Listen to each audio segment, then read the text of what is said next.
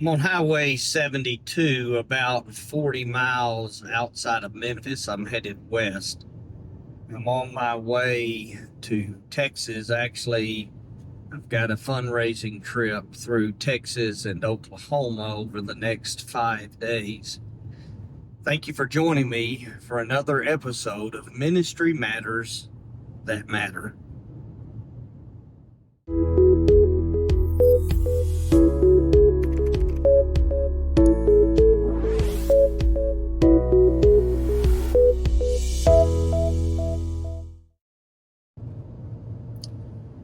In today's episode, I'm trying to slip in between some storms.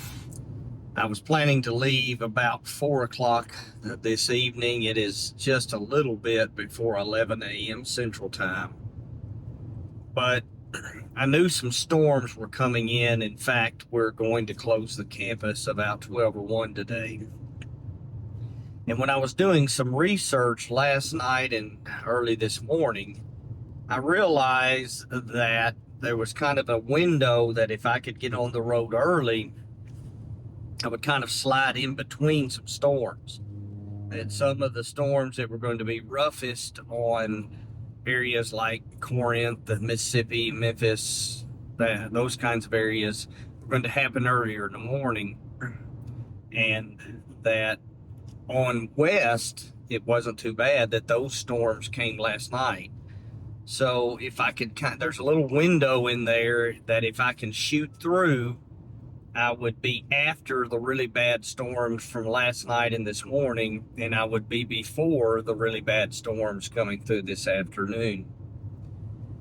It got me to thinking about some things related to ministry. Storms are a part of ministry, sometimes literal storms. I remember years ago when I was a youth minister, being in the building with some of the young people when a storm literally took the roof off of our heads, or over our heads. But so sometimes you'll have literal storms that you work through, but also we have figurative and spiritual storms. And I'm reminded that sometimes we could avoid those storms with a little better preparation. I just cannot overemphasize how important it is for us as ministers to be prepared. I think sometimes we get in trouble in ministry because we don't do enough preparing. We don't do enough training. We don't do enough learning. I know guys, they can't wait to get out of school and rush right into ministry. And sometimes it's like the story you've probably heard of the guy who rushed out to start chopping trees and didn't get his axe sharp enough. And the guy who took time to sharpen his axe ended up cutting more trees.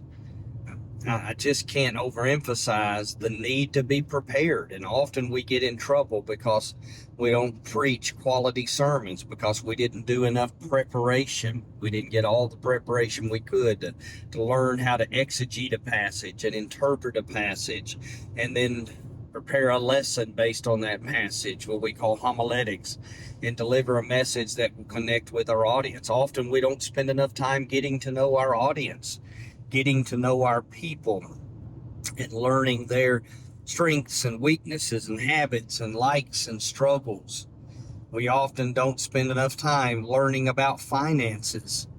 I remember when I was at one of our brotherhood schools overseeing the youth ministry program, often I would ask former students, hey, what is it you wished you had more of? And they would usually say how to prepare taxes and counseling.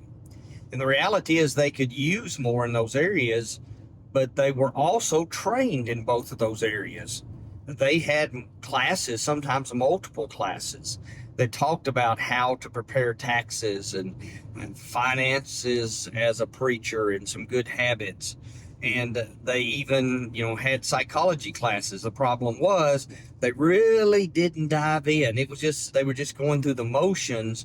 And it wasn't until they got into ministry and realized, man, I really needed to know that stuff. I think about when I got out into ministry there, I did 4 degrees over the course of my life by God's grace. And there were 8 years between my bachelor's degree and my first master's degree. And I was a much better student when I went back as a master's student, because I'd been in ministry full time. Prior to that, I'd only done part-time ministry, and I realized how important all I was learning in those classes was. So prepare, prepare, prepare. Get all the biblical language study you can. Get all the exegesis prep you can. Get all the training you can in interpreting and preaching and teaching. Get all the training that you can in counseling. Man, get all the counseling that you can get. Prepare, prepare. And I think if we will be well prepared, then we'll avoid a lot of the storms and headaches that come down the road. Another way we can prepare is have mentors in our lives, continue to go to workshops, continue to train. Even I'm going way beyond degrees. Read, listen to things. Driving down the road this morning, I've been listening to a book on culture. I've been, creating a good culture, healthy culture in a business or education environment. I've been listening through 2 Corinthians. I mean, just make study and prep a part of your lives. A lot of sermons die not because a person didn't know how to do a good delivery, but they died during the preparation process. And you have storms that come, if you will, where people are upset with your preaching because it's not just that you didn't go get enough education in school, it's that you didn't spend enough time preparing for that lesson. And so you were caught off guard by the storm. You just weren't ready. But also, I think we need to know people and we need to know trends. I think one of the things I did in the past is I maybe didn't spend enough time trying to learn trends. So I try to do a lot of reading on culture and generational theory. And of course, it's changing every day, so it's not like you're going to be completely up to date.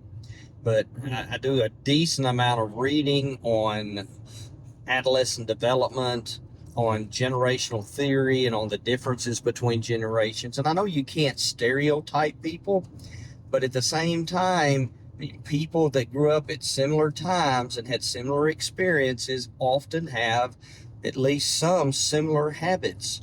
And I think sometimes we get into trouble because we don't know that kind of stuff. We get into trouble with our elders because we never think through how their generation thinks if we're from a different generation. We don't take time to get to know our elders personally. We don't take time to get to know our parents personally. And we get in trouble with young people because we don't understand their culture, because we never ask them, or we never research. We never look at what the research says. There's a lot out there that can help you to understand people and generations and culture, and cultural trends and cultural habits. We just don't take time to learn it.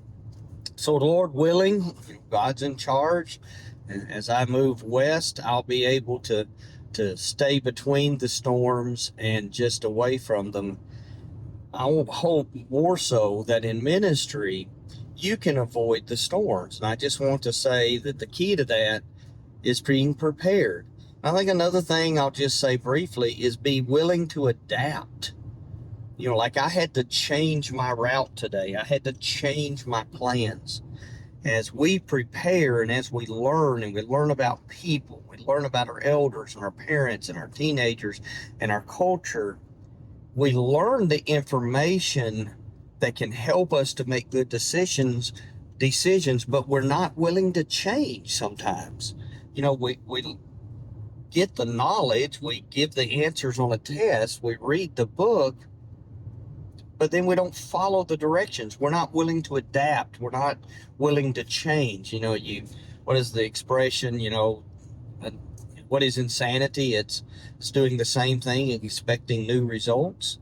So I would say be prepared if you want to avoid spiritual storms of life, and then be willing to adapt, listen and learn, and be willing to try something different. I'm not talking about doctrinal differences. I'm talking about procedures and habits. And maybe, just maybe, doing that will help us to avoid our storms. This is Kirk Brothers, and I thank you for joining me for another episode of Ministry Matters That Matter.